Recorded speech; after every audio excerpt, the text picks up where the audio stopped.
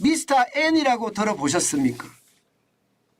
미스터 N 이러면요, 아마 여러분도 잘 아실 거예요. 예, 사카키바라 에이스케.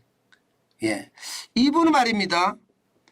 미국이 아니 일본의 재무성 차관을 지낸 분이거든요. 근데 이분이 엄청난 경고를 했습니다. 이거 한번 보세요. 엔화 값이 내년에는 160엔이 무너질지도 모른다, 이렇게 이야기합니다. 160엔이 무너질지도 모른다. 예, 야, 저는 이것을 보면서 예, 진짜 심각하다, 이런 생각을 했어요. 심각하다. 예, 저는 엔화 값이 내년에 160엔이 무너질지도 모른다는 것은 엔화가 엉망이 된다는 뜻이잖아요. 지금 말입니다. 지금 엔화 값을 보면 말입니다. 예, 지금 144.66엔이에요. 예, 160엔이 된다는 것은 작년 10월 20일에 150.14엔이 있었거든요. 예, 150.14엔. 지금 그때랑 같아진다는 이야기잖아요. 예, 그때랑 같아진다는 이야기잖아. 야, 이게 저는 굉장히 심각한 수준이라고 저는 생각을 합니다. 예, 장난 아닌 수준이라고 생각을 한다는 뜻이에요. 예, 그만큼 말입니다. 심각하다. 저는 그렇게 보는 거죠. 그렇게 보는 거죠. 예. 야, 이게 160엔까지 떨어진다. 왜 이런 얘기가 나올까? 그러면 여러분, 원연환율은 어떻게 될까요? 네, 지금 원연환율은요, 여러분 보시는 것처럼 100엔당 896엔까지 떨어졌어요. 네, 이게 원연환율은 더 강해질 수 있다는 뜻이 되는 건가요? 뭐 충분히 그렇게 되겠죠. 예, 지금 7월 4일 기준으로 100엔당 896엔이 되니까.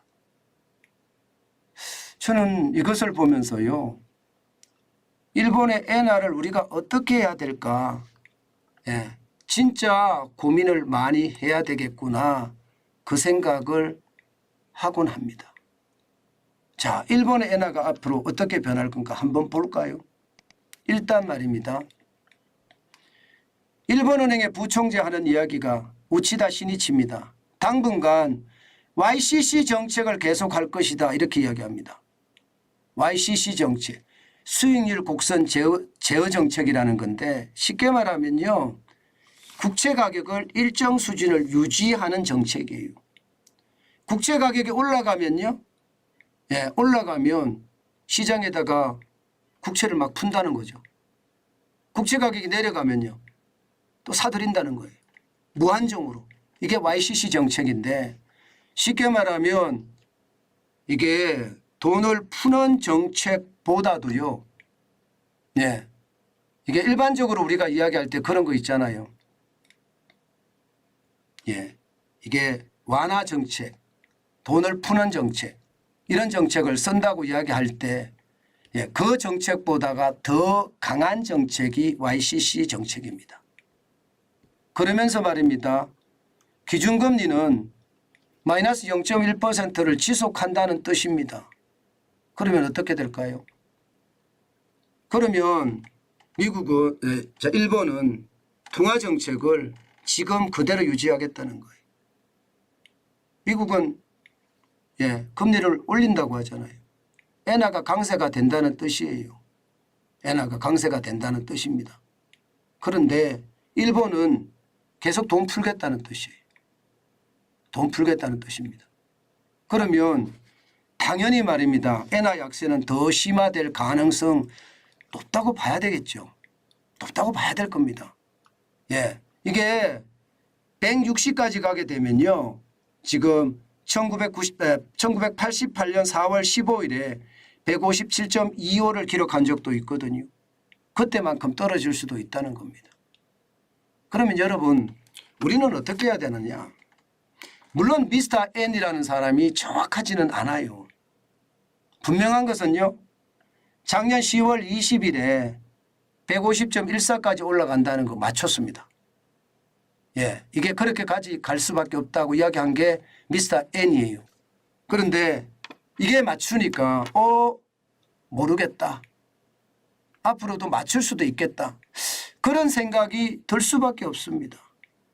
그러면 여러분 우리는 어떻게 해야 될까요?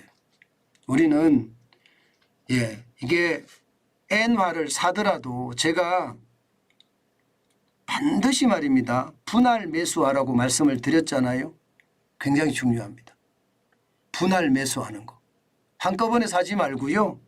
조금 분할 매수해서 엔화는 계속 따라가면서 산다. 내년까지 가면 더 떨어진다고 하니까 엔화는 더 강해질 겁니다. 원화에 대비해서는요. 예, 그러면 더 많이 떨어질 수도 있으니까 분할 매수하는 거 잊지 마시라. 그 말씀 제가 꼭 드리고 싶습니다. 그 말씀. 굉장히 저는 중요하다고 생각을 하기 때문이에요. 예, 굉장히 중요하다고 생각한다. 그게 말입니다, 여러분. 그게 엔화의 어떤 모양새가 전체적인 흐름이나 움직임을 보고 있으면 그렇게 달라질 수 있다 하는 이야기가 되는 거니까 우리가 조심하자는 차원에서 제가 말씀을 드리는 겁니다. 사실 엔화가 이렇게 변하는 데는요. 그만큼 우리에게